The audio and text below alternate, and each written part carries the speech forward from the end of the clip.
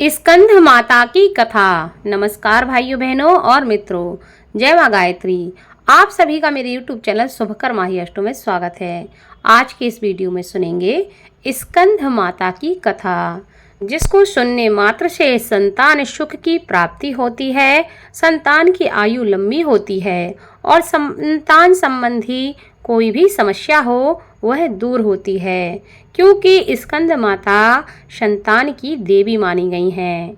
स्कंद माता शूरमंडल की अधिष्ठात्री देवी हैं।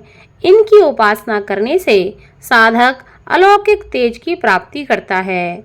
यह अलौकिक प्रभा मंडल प्रतिक्षण उसके योगक्षेम का निर्वहन करती है। एकाग्र भाव से मन को पवित्र करके माँ की स्तुति करने से समस्त दुखों से मनुष्य मुक्ति प्राप्त करता है। जो भी मनुष्य इनका पूजन करता है, अपने मन को पवित्र करता है, ऐसा करने वाला मनुष्य मोक्ष का मार्ग सुलभ ही प्राप्त कर लेता है। इनकी आराधना से विशुद्ध चक्र के जागृत होने वाली सिद्धियां स्वतः ही प्राप्त हो जाती हैं। इनकी आराधना से मनुष्य सुख शांति की प्राप्ति करता है। वात, पित्त, कफ जैसी बीमारियों से पीड़ित व्यक्ति को स्कंद माता की पूजा अवश्य करनी चाहिए और माता को अलसी चढ़ाकर प्रसाद के रूप में ग्रहण करना चाहिए।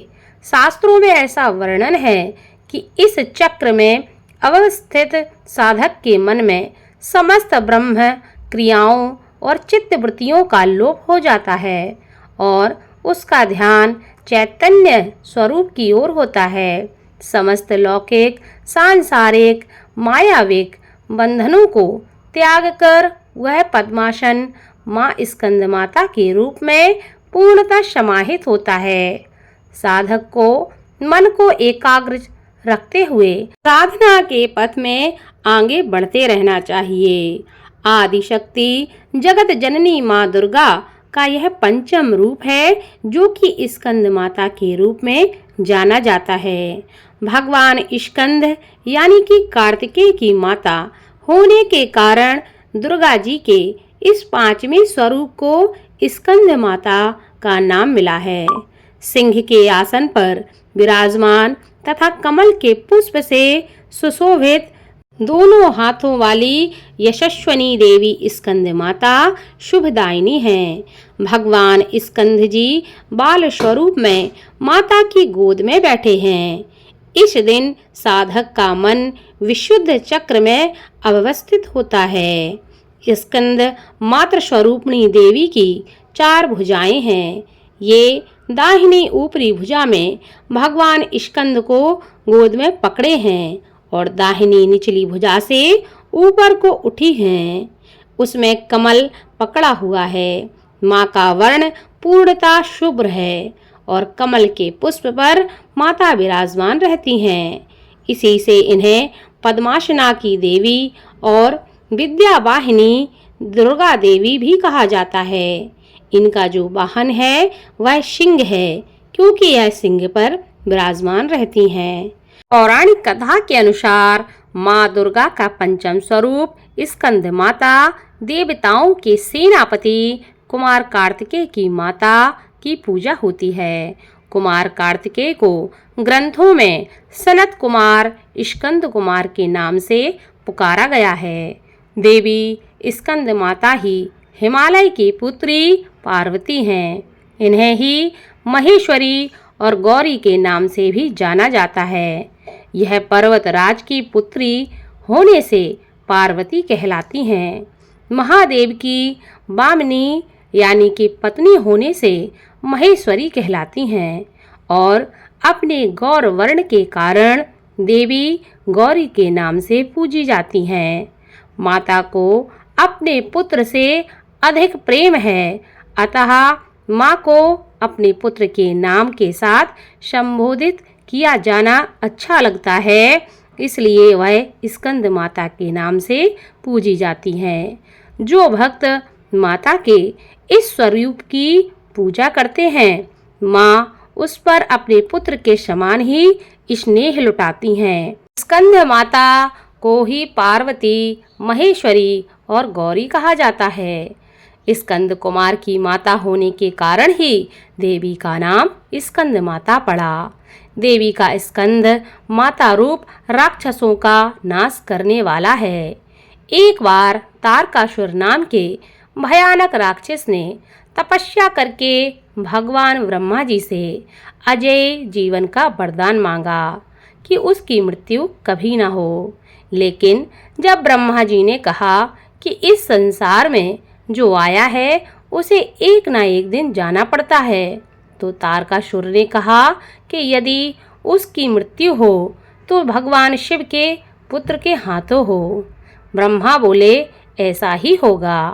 तारकासुर ने सोचा कि ना कभी शंकर का विवाह होगा, ना ही कभी उनको पुत्र होगा और ना ही कभी उसकी मृत्यु होगी। लेकिन होनी को कौन टाल सकता है। तारकासुर ने खुद को अजेय मानकर संसार में हाहाकार मचाना प्रारंभ कर दिया। तब सभी देवता भागे भागे भगवान शिव के पास पहुँचे और कहने लगे कि हे प्रभु, तारकासुर ने पूरी सृष्टि में उत्पात मचा रखा है। आप विवाह नहीं करेंगे तो तारकासुर का अंत नहीं हो सकता। देवताओं के आग्रह पर भगवान शंकर ने साकार रूप धारण करके पार्वती जी से विवाह रचाया। शिव और पार्वती के पुत्र का जन्म हुआ, जिसका नाम कार्तिकेय पड़ा। कार्तिकेय का ही नाम स्कंद कुमार है। स्कंद कुमार ने तारकासुर का वध करके संसार को अत्याचार से बचाया। स्कंद कुमार की माता होने के कारण ही माँ पार्वती का नाम स्कंद माता भी पड़ा। स्कंद माता अगर प्रसन्न हो जाएं तो बुरी शक्तियाँ भक्तों का कुछ नहीं बिगाड़ सकती। देवी की इस पूजा से असंभव काम भी संभव हो जाता है। कुंडलिनी जागरण के उद्देश्य से जो साधक दुर्गा माँ की उपासना कर रहे हैं, उनके लिए दुर्गा पूजा का यह दिन विशुद्ध चक्र की साधना का होता है। इस चक्र का भेदन करने के लिए साधक को पहले माँ की विधि शहत पूजा करनी चाहिए। पूजा के लिए कुश अथवा कम्बल के पवित्र आसन पर बैठकर पूजा की प्रक्रिया को उसी प्रकार से शुरू करना चाहिए जैसे आपने अब तक के 4 दिनों में किया है। स्कंद माता को प्रसन्न करने के लिए आप इस मंत्र का जप भी कर सकते हैं। ह्रीं क्लीं स्वामिन्यै नमः, ह्रीं क्लीं स्वामिन्यै नमः। इस मंत्र का जप कर सकते हैं। इसके अलावा माँ को प्रसन्न करने के लिए इस दिन आप स्कंद माता के स्कंद कवच का भी पाठ कर सकते हैं। और जब पूजा हो जाए उसके बाद स्कंद माता की आरती अवश्य करें। इस प्रकार माँ का पूजन इत्यादि करके कथा को सुने, जिससे स्कंद माता की कृपा आप पर हमेशा बनी रहे और आपके जीवन के सभी मनोरथ पूर्ण हो सकें और जीवन के जो संकट हैं वह दूर हो सकें। तो इस कथा को आप खुद सुने, आपके जो अपने हैं उनको भी इस कथा को शेयर करें, ताकि आपके साथ साथ आपके अपने भी स्कंद माता के आशीर्वाद को ग्रहण कर सकें। धन्यवाद।